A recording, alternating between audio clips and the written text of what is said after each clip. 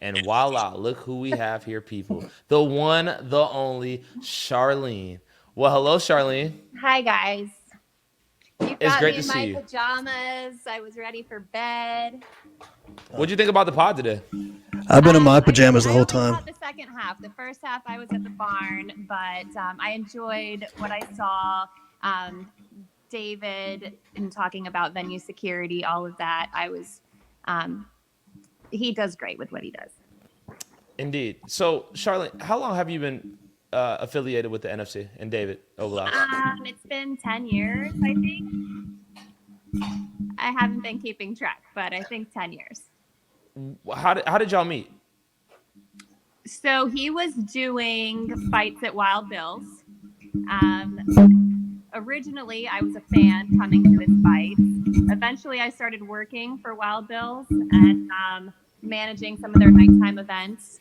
And he needed help. I jumped in. I started helping him out. And at that time, he was working with Amy Lynn, a lady that we all absolutely love. And Amy Lynn kind of stepped off to the side, and I tried to fill her shoes, and that's what I've been doing ever since. So, when you said you tried to fill her shoes, like what does that look like? We see you at all the fights, dressed to a T, looking pretty, making sure everybody's where they need to be, making sure the show is started when it needs to start. But like, would you please explain to us what are your job responsibilities each and every NFC show? So I try to just be like a liaison between everybody, between our production, lighting, athletic commission, the fighters, trainers, front door staff, the venue. Um, I try to keep everything in order, running on time. Like production, they know how to keep things rolling on their end, but they have to be linked with the DJ and the lighting. And when we're taking intermissions, we have to be linked with the venue. And that's all stuff that I kind of fill in and do. David? I don't know what I was going to ask a second ago. Give me a minute. I'll try to think of a funny question. Oh, great. Now, Charlene, why though? Like, is this just because like you have a passion for martial arts, or? Um, so the fights itself, no. I enjoy a lot of nights I don't even get to watch the fights. I enjoy the environment. I enjoy the people, the large, just the large event that we get to put on. Being able to create something from beginning to end, that's what I enjoy. Like our finished product at the end of the night, like it just makes me so happy that we were able to get through a show and have so many fans there, so many people that left excited and happy. David, Do you think I'm you can sure get can Tiffany? speak. Go ahead. Oh, you got I was it. going to say, do you think you can get Tiffany Wable to do anything in 2023? Okay. Like anything, I like was one thing? very impressed with Tiffany at the last show we did at Tannery. She helped with cage setup.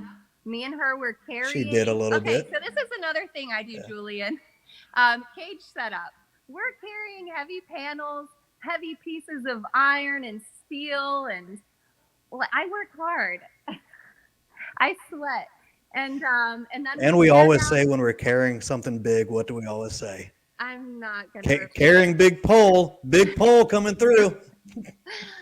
But Tiffany has been working hard lately, and it made me so happy to see. She did it at one show for like an hour. Okay. And she gave away a title belt in the main event. Like, she still hasn't done the NFC TikTok. I've asked her 10 times for the NFC TikTok, and she hasn't done it. I think she thinks you're joking about the NFC TikTok. Everyone tells me we need a TikTok. And that 1 hour we got last week was more than we've gotten in the past 10 years. So we need to be grateful. Precisely. Everything has a genesis now. I think it's because she was at Chattanooga like this for 3 hours staring at her phone when she was in row one. And I've mentioned it 20 times to her asking if her neck is broken. Yeah, well, I think it was you not being there. It took you not being there for cage setup for her to jump in and help. Maybe I'll never come again. She'll do everything by the time I leave for good. David, do you think it's important that just to have a woman involved with the NFC? Because I feel like a lot of times like as men we have a certain track mind, but like sometimes you just need a woman to like be there and just like I don't know. I'll be an asshole and kind of say no. It takes someone that's dedicated and hardworking, whether they're male or female or black or white or Asian or Jewish or whatever they are. I mean, I don't know if you're supposed to say that these days, but it just takes someone that's dedicated and hardworking, in my opinion. And wish I had more of them. Jesse and Charlene. There's a reason we talk daily about everything. Um, because we all have each other's backs, and I think we always come at things with three different opinions. And we kind of pick, I don't know, what makes two out of three, I guess, and talk things through. Um, yeah. I And Charlene. when I, I want to add part of what I do on fight nights. When I came in 10 years ago or 9 years ago, David was working his butt off on fight nights, not able to really enjoy the show. And I wanted to make it to where David, he can work his butt off up until the day of the show. But when the show starts, I want him to be able to sit down, enjoy his friends that are there in the crowd, drink a beer, whatever he wants to do. And I work hard for him. He does end up still, working pretty hard on fight nights, but I try to take that responsibility off of him so he can enjoy the fruits of his labor.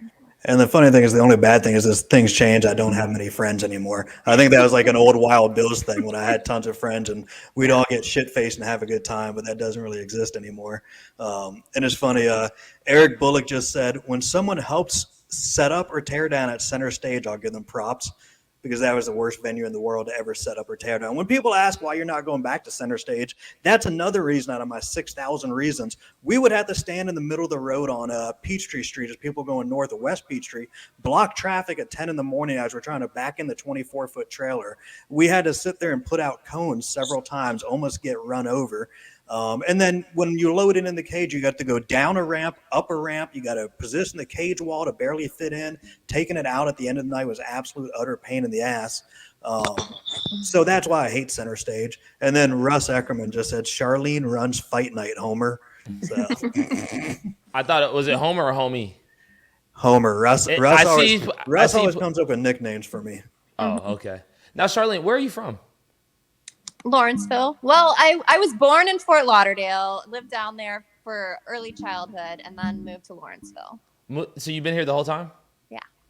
What else have you done? Like, were you always just in the fight game, or like, what were you doing before then? No, so after I had my son, I realized I was always working in like reception and, front office jobs. And I was like, that's not going to pay the bills with a kid. So I ended up teaching myself to weld, and I kind of faked it until I made it with a company, and they hired me on as a welder. And I did that for a very long time and worked at a Cadillac for a while, and then switched over to Wild Bills after Cadillac. So I was in the car industry for quite a while.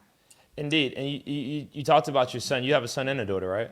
I have 2 sons and a daughter. You have 2 sons and a daughter. How old? 16, 13, and 5. Word. And what do your kids mean to you? What do What do they your kids mean mean to to me? you? Oh my gosh. They're absolutely everything. They're everything. And they are the most amazing kids. I enjoy spending every day with them. They're my life. When I follow you on Instagram or not on Instagram, on Facebook, I always see you with your horses and your kids. Yes. Could you talk about your involvement with the animals? So we have a nonprofit farm. We have rescue horses, goats, a pig, some cats, and 8 dogs right now. But we do lessons there, but mostly just caring for these rescues, bringing them in, getting them trained up, and turning them around and sending them off to a good home. Is that a passion? Yes, a passion I didn't know I had until about 2 years ago. I brought Ella to the farm for lessons, and it needed help. The farm needed help bad, and that's when I decided I needed to jump in, and I kind of dove right in there, not knowing what I was doing. But here we are 2 years later, and we're doing really good. And here we are 10 years later with the NFC. So it seems like that's two examples that you've given us of you just seeing something that needed help and just jumping in. Has that always been your personality? I didn't realize that until you just pointed it out. No, I do. I guess that's where I get, I get good feeling from being able to help. I've done short-term foster in the past, and I do mentoring at the middle school once a week. And so I guess that just fills my cup. Fascinating. You need to stop posting photos of your Florida house, because when you posted Florida's high-rise last week, I get a text from Russ. She's got another property. How much are you paying this girl? So, Russ thinks I pay you $2 million a year. No, my money does not come from fight night. So. Indeed. Now, Charlene, you've been dealing with the NFC for 10 years. How has it changed in these 10 years that you've been a part of it? Oh, well, I will say the staff that we have in place right now, I hate even calling them staff. We are so connected. It is a family. You guys are all friends. But I feel like what we have in place right now is the best that it has ever been. I hope I'm not being mean by saying that with other people that have left. But Julien, you and Jenna Lee, and then the production that we have going on, the commentators, absolutely everybody, Addison, Dennis, even my intern, everybody just fits together so well and we get along. And I feel like we're in a good spot because of that. Indeed. I do agree. It has been fun seeing the people come on now that we have such good people. Like, I don't remember if you remember that guy, Adam, the production guy, that I ended up having a shit can a long time ago because he was just a piece of crap. But I think that's the only guy that I've fired and been so proud after I fired them. Usually people just quit and I don't ever have to fire them. You won't fire No, I me, won't. I'm not very mean, but he was the one guy, and I can say it because it's not like he ever listens to our podcast. Obviously, we haven't talked in 2 years, but he was just. I remember in between us and Spencer, I asked Spencer one time. I was like, "What does Adam do?" And he's like, "Absolutely nothing. Whatever you send me, he just makes it look like he sent it, and that's all he does." And I was like, "Okay, then he's gone." Yeah, I was proud of you for that one because you do not fire people. He even made me meet at his house. I think it was Labor Day or Memorial Day. He sat us there for like an 8-hour marketing meeting. It was about completely and utterly nothing. I think I called you afterwards and I was like, that was a waste of a day of my life. Yeah. But yeah. Now you talked about, what has changed within the 10 years, man. Like, Charlene, what do you hope to see happen, in the near future when it comes to the NFC? So I really enjoy the venue sizes that we're in. But of course, like everybody else, I would like to see a larger venue come along. I know we can sell them out and, give everybody a really good time, but I want to be able to pack more people in a room. And as far as the fighters go, we have such an amazing roster in Atlanta. We can put on really good fights. I want to be able to fill up a bigger space. I could see it coming in the near future. Now, I could also see you fighting somebody too, because Charlene, and just in my short time and just observing you and just seeing you, you're not afraid to give somebody a look. You're not afraid to speak exactly what's on your mind. You're not afraid of any of that. Where does that energy come from? Oh, I'm not sure. So, Julien, I don't know if you know, but I did. I fought when I was younger, and I grew up in the gym. So you might not. I don't know if you're familiar with George Allen. He was a ref. Yes, George Allen. He has the salt and pepper. Yeah, George Allen and his sons. It's more salt than pepper now. And Gary Brown. We also had a bongo there at the gym. So this was like 99, 2000 time. And so I just I grew up with all of them. But I have that, nobody can mess with me attitude, which it can get me in trouble, and I try not to have it, but I just don't take any lip. I don't, man or woman or whatever. It doesn't matter. Yeah. I see Eric Bullock in the comments saying, tell Julien about your martial arts background. Like, how far did you take it, and do you still train to this day?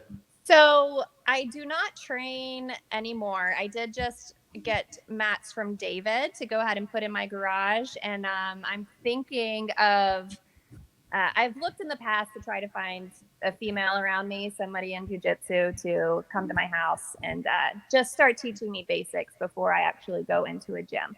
So we've got the mats, I've got the gi, and it'll start eventually. But I started out boxing, kickboxing. I did Golden Gloves, Winter Wars, like small kickboxing tournaments when I was younger.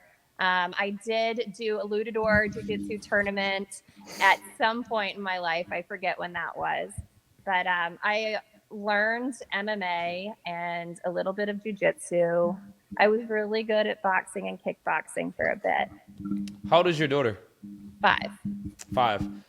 I'm sure she's looking up to you every day. Yeah, she Now, does. what would like a 5-year-old Charlene think about the woman that's on the pod with us right now? Oh gosh, I'm not sure. So my boys, they think the stuff I've done throughout my life is pretty cool. Ella, as long as I get her to the farm every day, she doesn't care about anything else. So I don't know. I hope she likes the person I am, and I try to make her proud. It's real talk. You probably I'm confident that you do, because I mean, just the way you carry yourself every time I see you, you just you carry yourself like the boss. Thank you, Julien. No, seriously, and that's why I've always wanted you to just come on here, and I've been kind of nagging you every time I see you. I'm sitting here sweating, just so you know. Like, I'm literally sweating. Is it that bad? Is it that bad? Am I shaking you down like that? No, I just get so nervous. You are going kind of deep. You're going kind of deep, Julien. I mean, no, I mean, what does it mean? Because again, most of the time when I see Charlene, we're in a working setting, like we're working. Yeah. It's like, okay, it's like we're handling business. Hey, what do you need me to do? What time do we start? She's like, hey, Julien, we start at 7:05. I need you to start right now. We're about to take an intermission. It's just never a time for us to like actually sit here and just get to know the boss in which I'm looking at, because like, just like Ella looks at you, I look at you too. I'm like, we watch, we see you move, we see what's going on. We just don't see. I just don't know. I haven't had an opportunity to talk to you. And generally, she just flashed a sign at me. She said, Charlene's the best. And like, we all believe that. We just haven't been able to actually get deep on like, who the hell is Charlene, Yeah. Well, all I am, so 29 days out of the month, I am dirty at the barn. And then that one day a month, you guys see me dressed up, and I get to try to run things. Did Jenna Lee flash any signs of you saying David's the best? No. She has not done that just yet. Jenna Lee's fired. Bye. She hasn't done that just yet, but she she loves you, man. You know she loves you.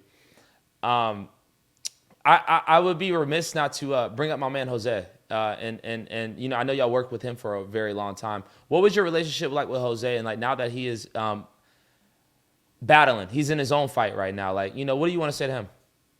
Are you talking to me or David? You, Charlene. Okay. Jose, I love Jose. And so now I do feel bad for my comment earlier when I said we have the best staff. I was including Jose in that. Like, this generation of our staff, he is included in that totally. He's fighting his own battle right now, and he's in his bubble, and that's where he needs to be. And I cannot wait for him to go through his surgery and come out the other side and be able to open up and be with the world again. I feel like he is just, spending this time with his family and doing things that need to get done, but his friends miss him. And Jose was great for us and a great team player. I enjoyed it. And now I have to ask you about Jesse. I know y'all, David, you said earlier that, you talk to Jesse and Charlene on a daily basis. Like, what is your relationship like with Jesse, and like, how do y'all communicate in order to execute shows? So, like David said, we talk every day, all day long. Jesse and I have a huge respect for each other. His family is my family. I love his wife. I love his kids. And I really respect the way he works. He is such a hard worker. Jesse's day job, I can't tell you how many hours a week he works, but he works his butt off. And then he comes and he does NFC as soon as he clocks out, or while he's on lunch.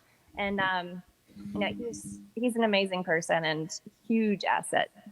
I think before Jesse moved up in his company, he used to drive the forklift, the forklift in the warehouse. And he told me he'd have to go to the bathroom and act like he was taking a dump so he could return all my emails. But I guess now that he's a manager or supervisor, I don't know if he has an office or what he has that he can email us more freely during the day. I probably need to ask him. But yeah, he used to have to sneak away Russ style to the bathroom to do stuff. Now, David, So. my question for you is, Charlene, she said, she met you at Wild Bill's when she noticed that you had a need. Did you ever see that this relationship would be what it is today?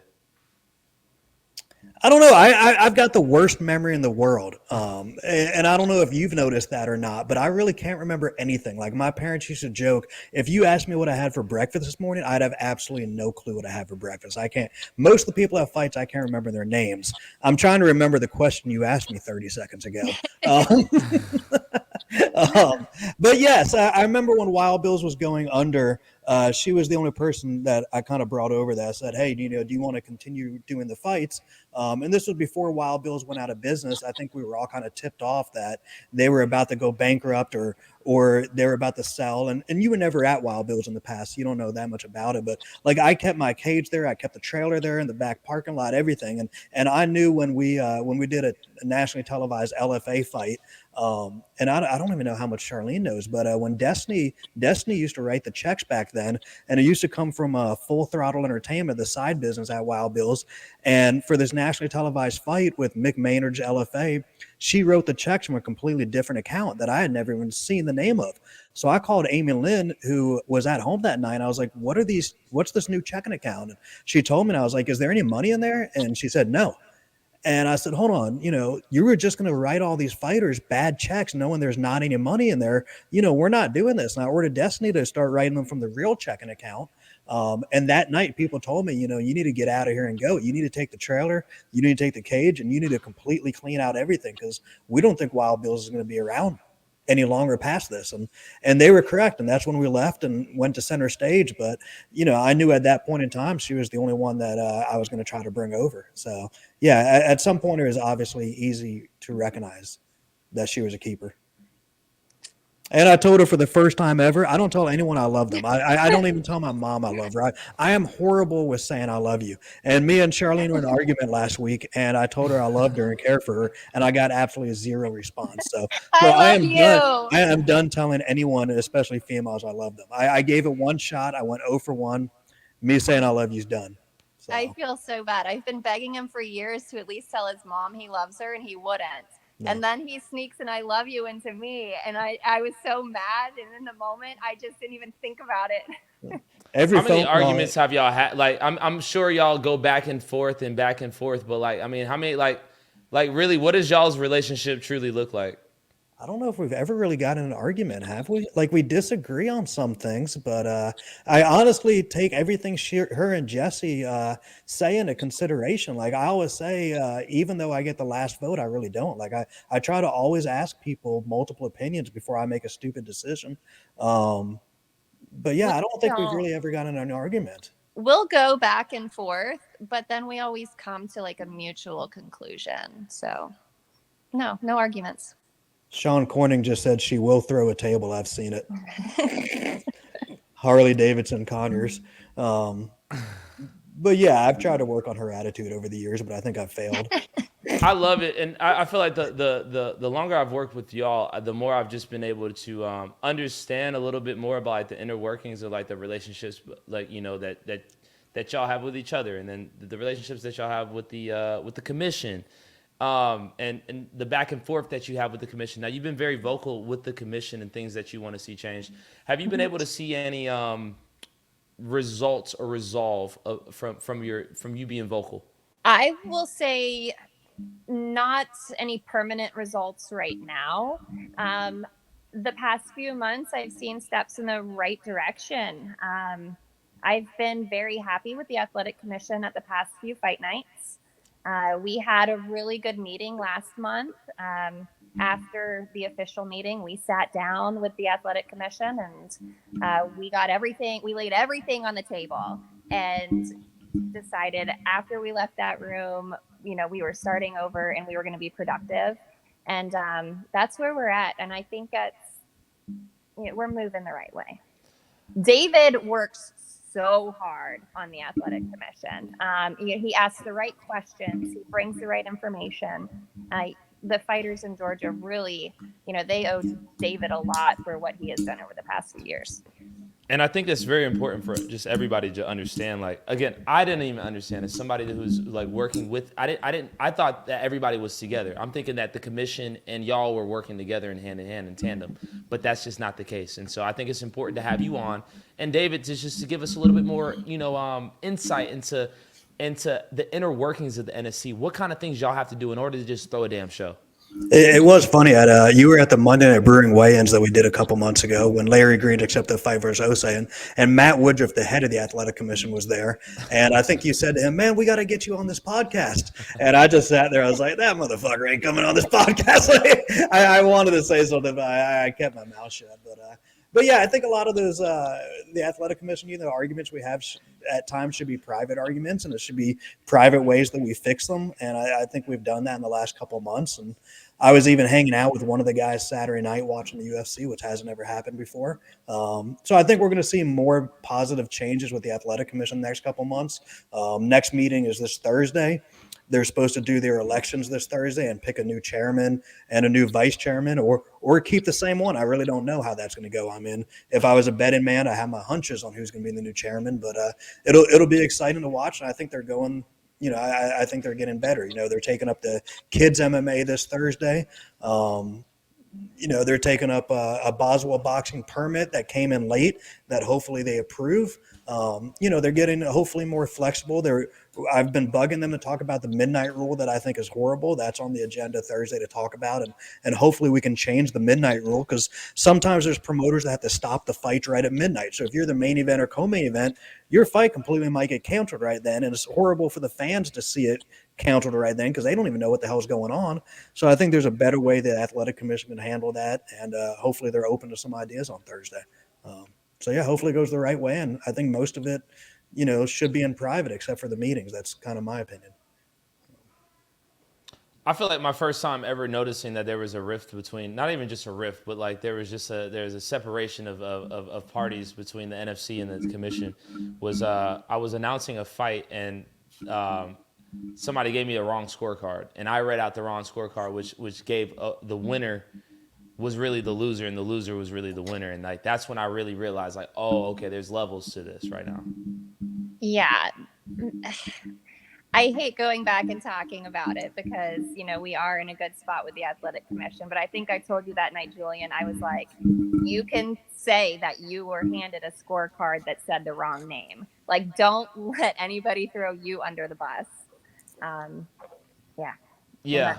I think that's when it all kind of dawned on me, like, oh, there's a little bit of, there's a difference here. There's levels to this, but it is what it is. Again, ladies and gentlemen, it's getting better, and I'm happy that we've gotten to that level. Again, ladies and gentlemen, Charlene Dickson, is it Dickerson or Dickson? Dickson is joining us here on NFC Now. David Oblas is in the center. Charlene, we talked about what you want to see moving forward. We talked about how you and David got started.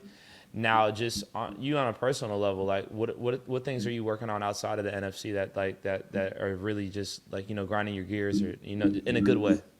So outside of NFC right now, I am working on the farm and really just trying to build up that nonprofit.